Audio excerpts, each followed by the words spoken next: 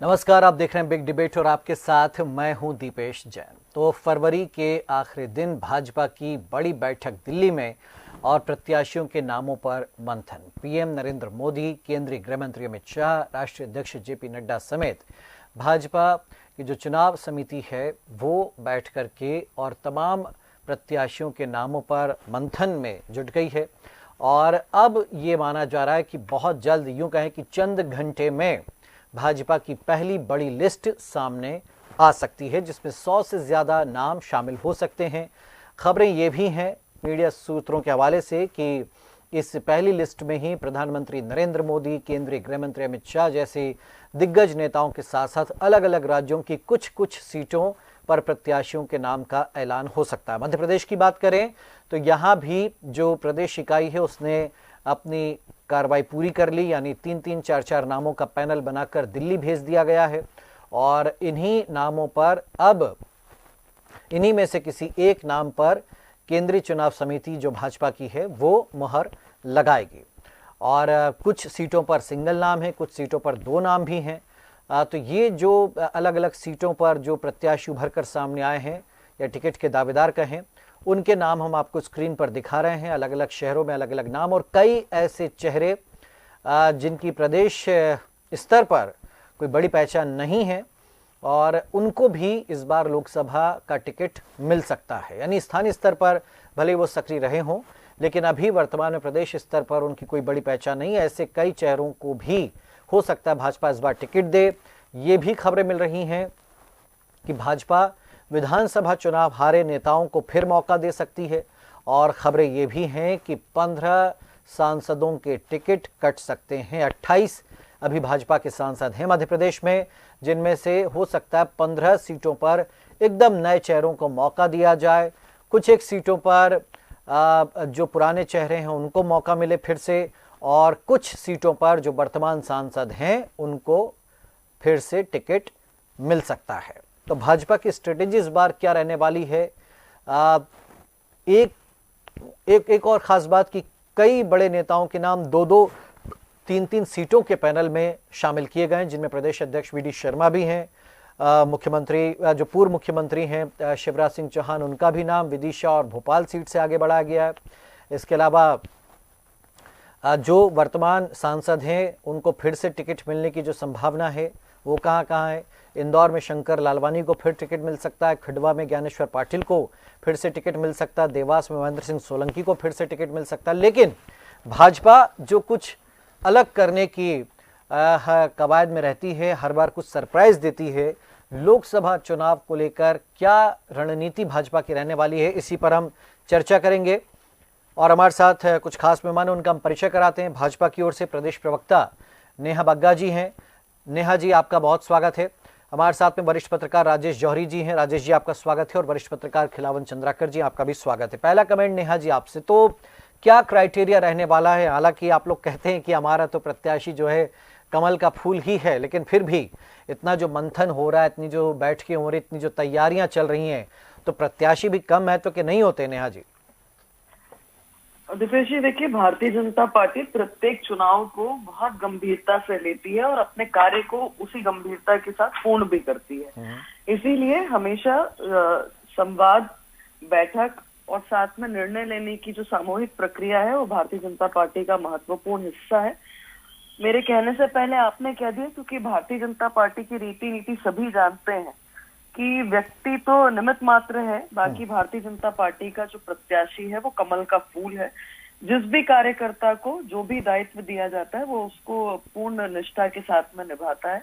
तो निश्चित तौर पर एक जो प्रक्रिया है जिसमें सभी जो भारतीय जनता पार्टी के प्रमुख कार्यकर्ता हैं उनसे 3-3 नाम लिए गए हैं, उसको लेकर संगठन ने उसको दिल्ली पहुंचाने का काम किया। दिल्ली में बैठक हुई है और अंतिम निर्णय जो है वो पार्लियामेंट्री बोर्ड करेगा और वो आप हम सबके सामने जल्दी आएगा। यहाँ पर परिवार नहीं तय करता, यहाँ पर संगठन, पार्लियामेंट्री बोर्ड तय करता है कि प्रत्याशी कौन होगा।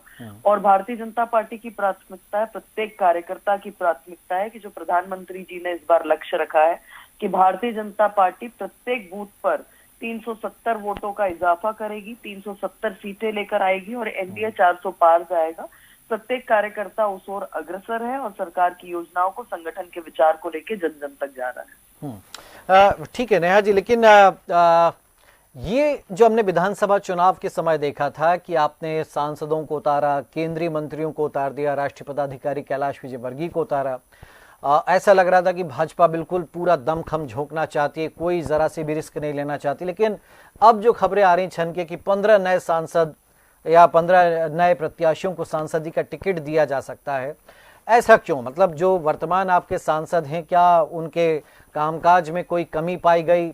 मीडिया रिपोर्ट्स तो यही कहती हैं कि कई सांसदों का काम अच्छा नहीं था, इसलिए उनका टिकट कट सकता है। दीपेश जी, पहली बात तो ये है कि भारतीय जनता पार्टी में किसी का भी टिकट कटता नहीं है, बल्कि जो कार्यकर्ता हैं उनको नए नए अवसर मिलते हैं, नए नए दायित्व मिलते हैं और वो अपने दायित्व को निभाते हैं, चाहे वो संगठन के हों चाहे वो सरकार के दायित्व हों। दूसरी बात कि जो अटकलें हैं वो अटकलें लोकसभा चुनाव के लिए जो भी हो, विधानसभा से पूर्व भी कई प्रकार की अटकलें थी पर वो सब धाराशायी हो गई। भारतीय जनता पार्टी हो या अन्य कोई भी दल हो, वो अपनी स्ट्रैटेजी के साथ कार्य करता है। तब ये कहा जा रहा था, जो आपने भी अभी कहा कि सांसदों को उतारा जा रहा है यानी कि स्थिति बहुत कमजोर है। आपने देखा कि किस तरीके से भारतीय जनता पार्टी के परिणाम आए हैं, किस तरीके से जनता ने उनको आशीर्वाद दिया है। ये स्पष्ट दिखाता है कि मध्य प्रदेश की सरकार और केंद्र में मोदी जी के नेतृत्व में जिस तरीके से काम हो रहा है, जनता ने उस पर मोहर लगाई है।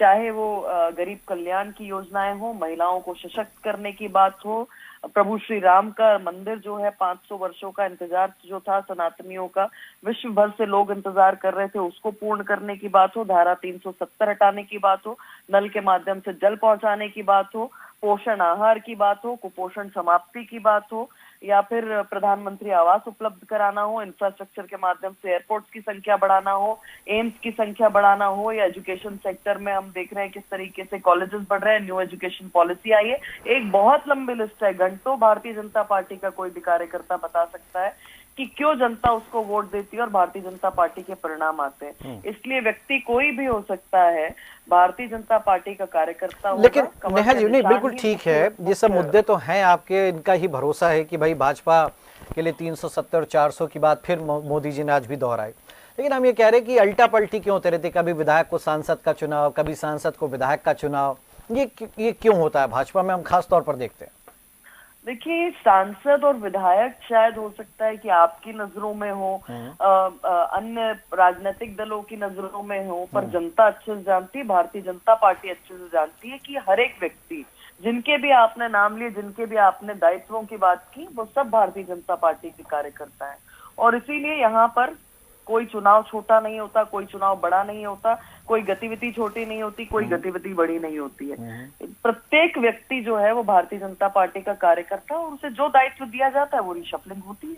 चलिए हम थोड़ा सा और समझते हैं। राजेश जी से एक कमेंट पहले लेते हैं। राजेश जी, तो जो अभी तक मीडिया रिपोर्ट्स के हवाले से जो खबरें आई छन छन के, और हो सकता है ये सही भी साबित हो सकता है इनमें से ऐसा कुछ भी ना हो, लेकिन आपका आकलन क्या कहता है? इंदौर संभाग की अगर बात कर ले तो क्या चल रहा है वहां पर? इंदौर की अगर सीट की हम बात करें तो क्या शंकर लालवानी या जीतू जिराती, और नाम लेने वालों तो बहुत सारे नाम ले दिए, रमेश मेंदोला का नाम भी डाल दिया, पुष्यमित्र भार्गव जो महापौर है उनका नाम भी चला दिया, तो ये क्या है, क्यों इतने सारे नाम आ रहे हैं एक एक सीट के लिए? ये क्या है दीपेश जी, ये जो नेता हैं जिनके नाम आ रहे हैं, इनके अपने पीआर की टीम सबने बना ली है। अच्छा। और वो जो उनके जिसे पट्टे कहते हैं, यहाँ की इंदौर की भाषा में पट्टे कहते हैं, तो वो पट्टे जो है उनका काम रहता है कि अरे भैया का नाम आ रहा है, भैया का नाम आ रहा है, और वो भैया का नाम अलग अलग तरीके से आ रहा है। हो सकता है पार्टी में कहीं वो नाम हो ही नहीं, पार्टी में कोई लेना देना नहीं हो उस नाम से, लेकिन भैया का नाम पब्लिक में तो चला ही दिया। और आज अगर लोकसभा के लिए चलाया है, टिकट मिलना या नहीं मिलना डिफरेंट चीज है, पर आज से 10-15 साल में चांस बन सकता है टिकट का। ये तो एक बात हो गई। दूसरी बात ये है कि चूंकि शंकर लालवानी ने एक रिकॉर्ड बनाया था, तो इसलिए मुश्किल दिख रहा है उनका टिकट उनके बदले किसी और को दिया जाए, क्योंकि उन्होंने वो रिकॉर्ड बनाया था जो सुमित्रा महाजन का भी रिकॉर्ड तोड़ा था। तो और इस बार यूथ वोटर्स और ज्यादा है, विधानसभा का जो जोश है विधानसभा जीत का वो अलग है, तो ऐसा लग रहा है कि रिकॉर्ड और बड़ा होगा, चाहे कोई भी खड़ा हो जाए यहाँ से। मतलब आप ये मान के चलिए, ऐसे ही धार के मामले में हो रहा है। देवास का जरूर है, महेंद्र सिंह सोलंकी का जो ऐसा लग रहा है कि उनका नहीं हटेगा, लेकिन धार के टिकट को अगर चेंज होगा धार का, तो उस कारण से होगा क्योंकि आज धार और मऊ 2 इलाके, मऊ भी उसी में आता है, तो ये बहुत सारे लोग जानते ही नहीं, पहचानते ही नहीं है कौन है छतर सिंह दरबार। ठीक बात। तो ना कभी वो किसी से मिलते हैं, ना कुछ है, ना कोई पर्सनालिटी है, ना कुछ। अब वो बीजेपी की लहर में चुनाव जीत गए और इसी चक्कर में पूरे उनने 5 साल भी ऐसे ही निकाल दिए। किसी से मिलना हो तो मिले, नहीं मिलना हो तो नहीं मिले, किसी किसी प्रोग्राम में जाके स्टेज पे बैठ गए तो लोगों ने देख लिया सांसद हैं। तो इस तरह का जो उनका जो एक तरीके से क्रिटिसिज्म बहुत लगातार हो रहा है पार्टी में भी, पार्टी के नेता ही नहीं नेताओं को नहीं पहचानते हैं वो। तो शायद ये कारण हो सकता है कि उनका टिकट बदले। लेकिन इस बार जो धार से जिसको भी देंगे वो अपने आप में एक बहुत चौंकाने वाला काम होगा, चौंकाने वाला नाम होगा, क्योंकि हो सकता है कोई यंग आदमी आ जाए। रंजना बघेल? दूसरा नहीं, रंजना बघेल का तो मुश्किल दिख रहा है, क्योंकि रंजना बघेल ने जब ये कुर्सी और मनावर का जो टिकट वाला चल रहा था, उन्होंने उस समय कुछ ऐसी चीजें कर दी थी जो अनुशासन के खिलाफ होती है। ठीक है। और भाजपा इस चीज को बहुत सीरियसली लेती है, और कोई पार्टी ले या ना ले, तो इसलिए मुश्किल दिख रहा है। लेकिन एक बात और है, अब रही बात रतलाम अलीराजपुर झाबुआ जो सांसद हैं, तो उसमें ऐसा लगता है कि डामोर का कोई सब्स्टिट्यूट अभी नहीं है उनके पास बीजेपी ने। हाँ, तो है भी नहीं। और क्योंकि वहां से भूरिया भी दमदार प्रत्याशी कांग्रेस उतारेगी, कांतिलाल भूरिया। नहीं, पर आपको बताएं नहीं दम भर पाएंगे, क्योंकि ना प्रॉब्लम क्या हो रही है कि गैप बहुत बड़ा कर लिया है इन लोगों ने। ठीक है। और जो भी स्थितियां हैं, तो लोकसभा में तो आप देखना मोदी का जो मैजिक चलेगा उसमें कोई भी आ जाए, और मतलब इस मालवा निमाड़ में तो जो आएगा वो जीत जाएगा, बहुत आसान दिख रहा है। क्योंकि सब लोग, और अच्छा बोलना नहीं चाहिए ऐसी बात है, लेकिन विपक्षी पार्टियां मान के बैठ रही हैं कि वो गया हाथ से। तो इसलिए जो सामने वाले का मॉरल डाउन है, आपका मॉरल, इनका मॉरल बहुत हाई है बीजेपी का, तो ऐसी स्थिति में लग रहा है कि जो अप्रत्याशित होगा, जो भी होगा, और कोई भी खड़ा होगा वो जीतेगा। वोट नंबर कम ज्यादा हो सकता है, कोई पिछली बार 2 लाख से जीता था तो इस बार 1 लाख से जीतेगा, पर जीतेगा जरूर, क्योंकि यंग वोटर्स फिर से वही कमाल करने वाले हैं जो विधानसभा में उन्होंने किया था। ठीक है। बात हो गई। जी बोलिए। हाँ, बात पूरी जी नहीं, अब राम खिलावन जी सुन लेते हैं। चलिए, खिलावन जी का कमेंट ये कि खिलावन जी क्या दिक्कतें पेश आएंगी मध्य प्रदेश के टिकट तय करते समय? क्या बहुत ज्यादा चेहरे हैं, ये एक बड़ी समस्या होगी, या किसको कहाँ भेजना और क्या संदेश देना उस सीट से, या जातिगत समीकरण, या महिला फैक्टर, या युवा फैक्टर, या अनुभवियों को भी प्राथमिकता देनी है? तो क्या लगता है कहाँ कहाँ दिक्कतें आएंगी संसदीय बोर्ड के सामने या सीईसी के सामने टिकट तय करते समय? देखिए, मुझे लगता है भाजपा में जिस तरह से अनुशासन है और जिस तरह से अभी उत्साह भाजपा के कार्यकर्ताओं में, नेताओं में दिख रहा है, उससे मुझे लगता, कहीं से नहीं लगता कि कोई दिक्कत होगी टिकट वितरण में। और दूसरी बात यह है कि भाजपा ज्यादा आश्रित होता है पूरा चुनाव, व्यक्ति की अपेक्षा सिंबल को, पार्टी को ज्यादा महत्व दिया जाता है। ऐसे में नहीं लगता कि कोई मुश्किल आन खड़ी होगी भाजपा के या केंद्रीय चुनाव। नहीं, फिर ये टिकट कटने की बात क्यों आ रही है कि 15 सांसदों के टिकट कट सकते हैं, कोई कह रहा है 21 सांसदों के टिकट कट सकते हैं? देखिए, भाजपा पूरा लक्ष्य बना के चल रही है कि खासतौर पर मध्य प्रदेश के 29 सीटों पर विजय प्राप्त करे, और इस लक्ष्य को प्राप्त करने के लिए कोई कसर नहीं छोड़ रहे हैं। हर तरफ से हर 1-2 दिन के गैप में मीटिंग होती है, चुनावी तैयारियों को लेकर के कार्यकर्ताओं की मीटिंग होती है, बूथ लेवल के कार्यकर्ताओं की मीटिंग होती है। लगातार कार्यकर्ताओं को व्यस्त रखने का प्रयास जो है भाजपा कर रही है, और लगातार उनका संपर्क भी चल रहा है, ऐसा नहीं है। अभी उनका जो है वो जो उन्होंने तय किया था भाजपा ने कि जो जिनको लाभ प्राप्त हुआ है हितग्राहियों को, जिन हितग्राहियों को, उनसे संपर्क करना है, तो ये सब काम लगातार इनके चल रहे हैं। तो मुझे लगता है कि बहुत ज्यादा जीतने में भी दिक्कत नहीं होगी और प्रत्याशी चयन में बहुत ज्यादा नहीं, मेरा सवाल ये था कि फिर टिकट कटने की बात क्यों आ रही? क्या उनको युवाओं को और या दूसरे चेहरों को मौका देना कि ठीक है एक बार आप सांसद बन गए, बैठिए, या 2 बार हो गया बहुत हो गया, दूसरों को, ये क्या अब इस परिपाटी पे भाजपा चल रही है? देखिए, भाजपा या एनडीए सरकार अपनी सरकार चलाने का लक्ष्य जो रखा है वो ये है कि 4 वर्ग पर, 4 जातियों पर उनने पूरा अपना फोकस किया हुआ है। युवा, महिला, गरीब और किसान। तो मुझे लगता है कि इस वर्ग को प्राथमिकता देने के लिए इस वर्ग को राजनीतिक मुख्य धारा में सामने लाने के लिए कोई बड़ा निर्णय और बड़ा बदलाव किया जा सकता है। जो मौजूदा सांसद है उन पे, वैसे भी मध्य प्रदेश में सांसदों के अभी 5 सीट रिक्त हैं और उनमें से 3 तो मंत्री बने हुए मध्य प्रदेश।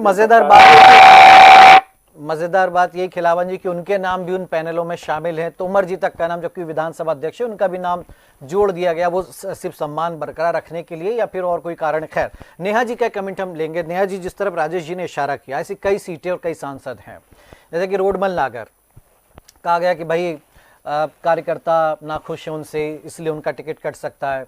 ऐसी बात सामने एक ग्वालियर में कि शेजवलकर जी भले ही संघ कोटे के हैं लेकिन उतने ज़्यादा एक्टिव नहीं रहे।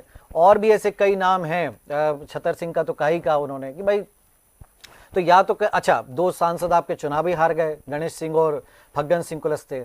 तो क्या ये नहीं लगता आपको कि इसीलिए दिक्कतें आ सकती थोड़ी सी कि भाई, या इसीलिए ज़्यादा माथापच्ची करनी पड़ेगी, चलिए अब टिकट काटिए, अगर इनको फिर से मौका दे दिया तो कहीं ऐसा ना हो कि नुकसान उठाना पड़ जाए? नेहा जी। दीपेश जी, क्या इसी प्रकार की चर्चाएं हम 2023 विधानसभा चुनाव से पूर्व में नहीं कर रहे थे, सीटों के विश्लेषण और प्रत्याशियों के नाम के साथ में? और क्या हुआ फिर उन चर्चाओं का? हमने देखा है ये भारतीय जनता पार्टी का अति उत्साह नहीं है।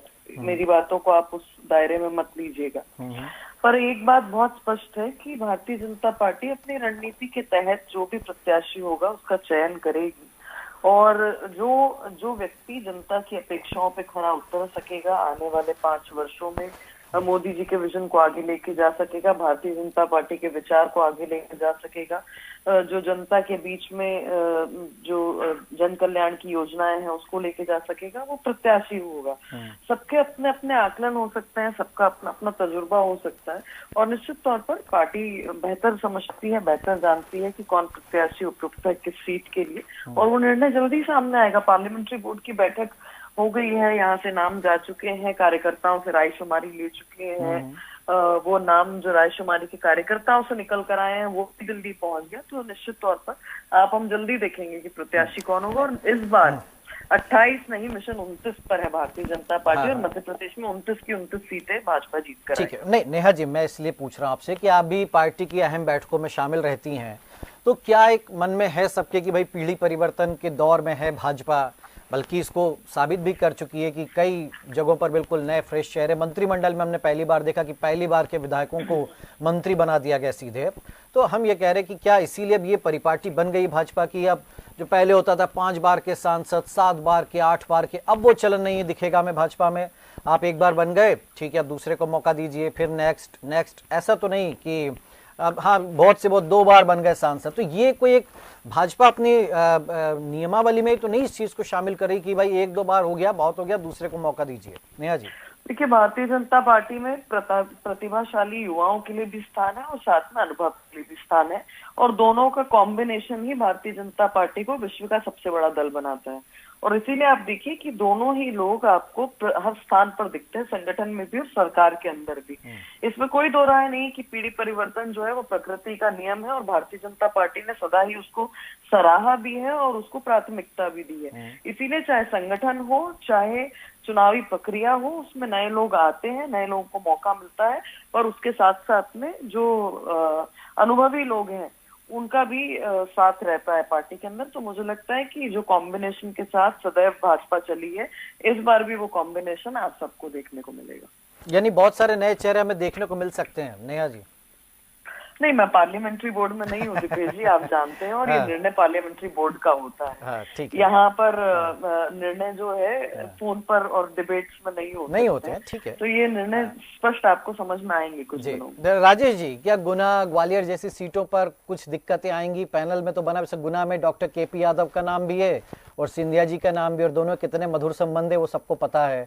हाँ, तो ऐसे में क्या लगता है कि क्या हो सकता है? मतलब गुना सीट, बड़ी नजरें हैं सबकी कि भाई यहाँ से किसको टिकट मिलेगा। अगर यहाँ से नहीं लड़ेंगे सिंधिया जी, तो क्या ग्वालियर से लड़ेंगे? और केपी यादव के साथ जो तनातनी हुई है या जो उनकी बयानबाजियां रही, तो क्या हो सकता है इन 2 सीटों का, अगर आप जिक्र करना चाहें?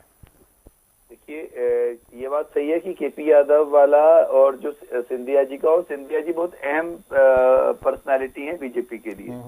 इसलिए नहीं कि चुनाव जीतना है, पर बीजेपी कभी कुछ ऐसा नहीं करना चाहेगी कि कल को धोखेबाज का उस पर तब वो लग जाए, सील लग जाए कि जिनको बुलाते हैं अपनी पार्टी में आते हैं और कल को जो है उनके साथ धोखेबाजी कर देते हैं। तो अब उस चीज के लिए वो एक बहुत बड़ा जो इनके सामने एक चैलेंज रहेगा। और आप ये मान के चलिए कि केपी यादव ने जिसको हराया था और जिन परिस्थितियों में हराया था वो कोई छोटी बात नहीं है। आज ठीक है, आज परिस्थितियां बदल गई हैं, पाले बदल गए हैं, पर जब उन्होंने हराया था तो जिस लेवल पे, जब पूरा किसी को नहीं लग रहा था कि वो जीत जाएंगे, लेकिन जीत गए वो। सब लोग कह रहे थे कि वो तो मामूली सा आदमी है, लेकिन मामूली से आदमी ने चुनाव हरा दिया था। तो अब ऐसी स्थिति में अगर केपी यादव का टिकट कटता है तो उसका भी मैसेज गलत जाएगा, क्योंकि पुराने कार्यकर्ताओं का को नजरअंदाज करके नए को महत्व ज्यादा दिया जा रहा है, इस पे लगेगा। और अगर सिंधिया जी को महत्व नहीं दिया गया तो उसका भी अलग। तो पार्टी के लिए ये ना एक वो है, दोधारी तलवार चाहिए, जो दोधारी तलवार से ज्यादा वो जो पहले एक रस्सी पे चलते थे ना, वो वाला काम है कि जरा सी गलती हुई। लेकिन ऐसी उम्मीद है कि बहुत बड़े बड़े रणनीतिकार बैठे हैं, जब तो कुछ ना कुछ इसका ऐसा हल निकालेंगे ताकि सांप भी मर जाए और लाठी भी न टूटे। ये तो एक बात हो गई। लेकिन उसके अलावा कुछ ऐसी लोग, जैसे अब नकुल नाथ के खिलाफ किसको उतारा जाएगा, क्योंकि देखिए 29 की 29 सीट शिवराज जी भी बोल रहे हैं, मोहन यादव जी भी बोल रहे हैं, और पूरी बीजेपी बोल रही है, नेहा जी भी बोल रही है। पर 29 की 29 सीट कोई मजाक नहीं है। ये कोई मतलब नकुलनाथ कमलनाथ को हराना उस इलाके में इतना आसान नहीं है, क्योंकि उस इलाके में उन लोगों ने जो बोया है पिछले 10, 15, 20 सालों में, 50 सालों में, 40 सालों में, वो बहुत अच्छे से बोया है। आज भी जिले की सारी सीट कांग्रेस के पास है। यस, यही कहना था। तो इसलिए किसको उतारना होगा, कोई बहुत बड़ा चेहरा उतारना पड़ेगा। कोई बड़ी बात नहीं है कि शिवराज जी को उनके सामने उतार दिया जाए, ये हो सकता है। देखिए मतलब आज अपन अभी से नहीं कह सकते, अभी तो अटकलें हैं, लेकिन कोई बड़ा चेहरा उनके सामने उतारा जाएगा और तब जाके 29 की 29 सीटें इनकी हो पाएंगी। क्योंकि किसी हल्के फुल्के को उतार दिया तो वो कमलनाथ के लिए बहुत आसानी से हजम कर जाएंगे कमलनाथ, क्योंकि वो अपने बेटे को की राजनीति बचाने के लिए तन मन धन सब कुछ लगा देंगे। सारा जितने खजाने हैं वो सब खाली कर सकते हैं, लेकिन बेटे की राजनीति खराब नहीं होने देंगे। तो इसलिए भाजपा के सामने चैलेंज, बड़े बड़े चैलेंज हैं। लेकिन उम्मीद है कि जो इनका मंथनों का दौर चल रहा है, जो इनकी जो रायशुमारी है, जो इनकी ग्राउंड वर्क है, और फिर जो एक जो बैकबोन पीछे से है उसका जो फीडबैक रहेगा, हो सकता है कि कहीं कुछ अच्छा रिजल्ट आए इसका। लेकिन बहुत दिलचस्प होगा। अभी जब पहली लिस्ट में उतना नहीं होगा, दूसरी और तीसरी लिस्ट बहुत ही दिलचस्प होगी। बिल्कुल। हाँ खिलावन जी, और कुछ सीटों का आप जिक्र करना चाहिए, जैसे होशंगाबाद में राव उदय प्रताप मंत्री हो गए हैं, तो वहां तो उनका नाम भी नहीं है पैनल में, और बिल्कुल नए नए चेहरे। एसएम सीधी में देख रहे हैं कि रीति पाठक का नाम अब नहीं है, वहां से भी नए चेहरे, या रीवा में हम देख रहे हैं वहां भी नए चेहरों को ही पैनल में शामिल किया गया, पुराने सांसदों को नहीं। तो ऐसे भी कुछ और दिलचस्प बातें अगर आप सीटों के बारे में कुछ करना चाहें, बताना चाहें। देखिए, जो क्राइटेरिया निर्धारित तो नहीं की गई है स्पष्ट तौर पे, घोषित तौर पे, लेकिन जो क्राइटेरिया पर बात चल रही है वो क्राइटेरिया यही है कि 3 या 3 से अधिक बार जीते हुए सांसदों को इस बार टिकट नहीं देना है।